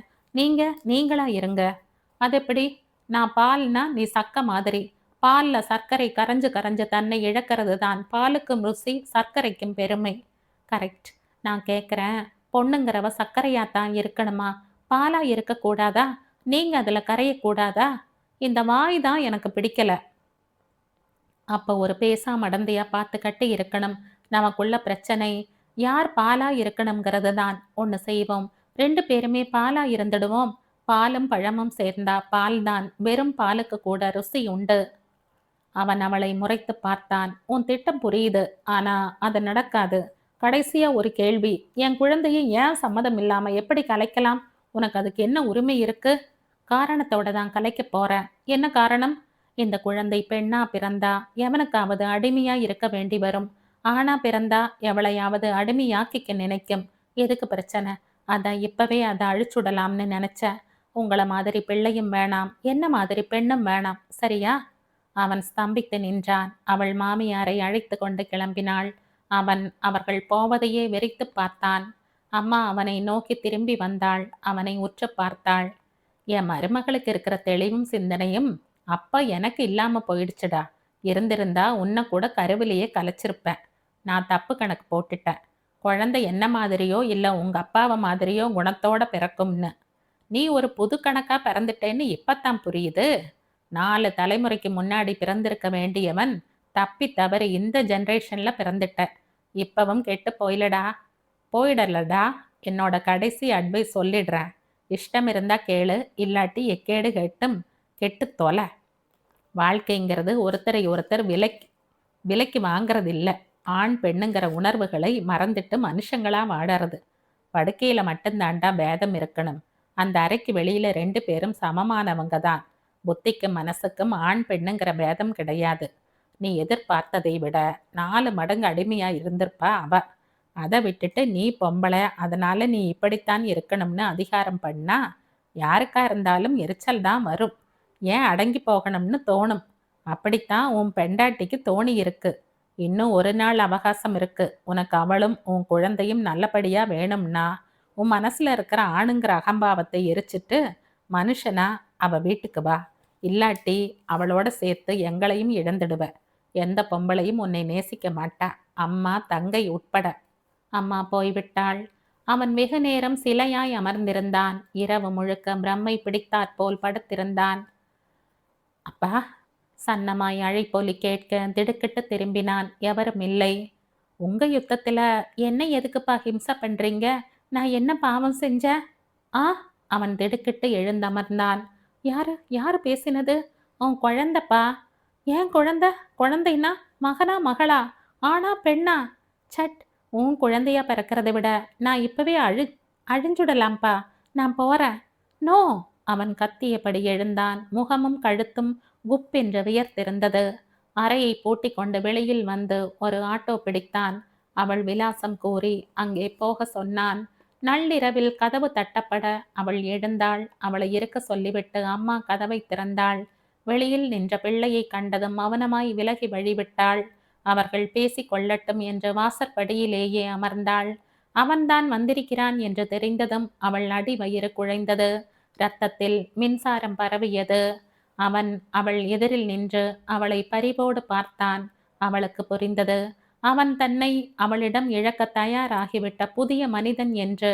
அவன் முதலில் அவளை பார்த்த பார்வையில் இருந்த முழு அன்பும் இந்த பார்வையில் இருப்பதை புரிந்து கொண்டாள். அவன் ஏதோ பேச வாயெடுக்க சட்டென்று அவள் அவனது வாயை பொத்தி தடுத்தாள். வேணாம், நாம எதுவும் பேச வேணாம்.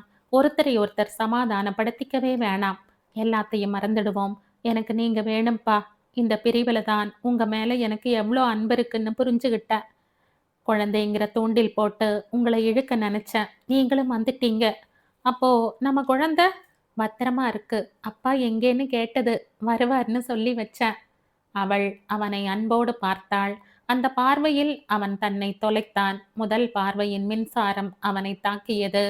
இருவரும் கரைந்து காணாமல் போவதுதான் காதல். ஒருவரில் ஒருவர் ஐக்கியமாகி கலந்து தன்னை இழப்பதுதான் நல்ல தாம்பத்தியம் என்பது அவனுக்கு இப்போது புரிந்தது. இனி வாழ்நாள் நண்பனாக, சேவகனாக, தேவை ஏற்பட்டால் தாயாகவும் இருப்பான். அவன் அவளை நெருங்கி வந்து அணைத்து கொண்டதில் பழைய முரட்டுத்தனம் இல்லை. கனிவும் பரிவும் இருந்தது. மென்மை இருந்தது. சம்சாரம் என்ற நதியில் தங்கள் சுயத்தை இழந்து கரைய அவர்கள் தயாரானார்கள்.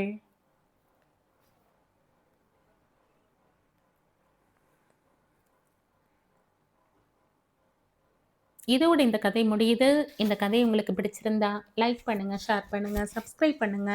மற்றும் ஒரு இன்ட்ரெஸ்டிங்கான கதையோட அடுத்த வீடியோல சந்திப்போம். பாய்.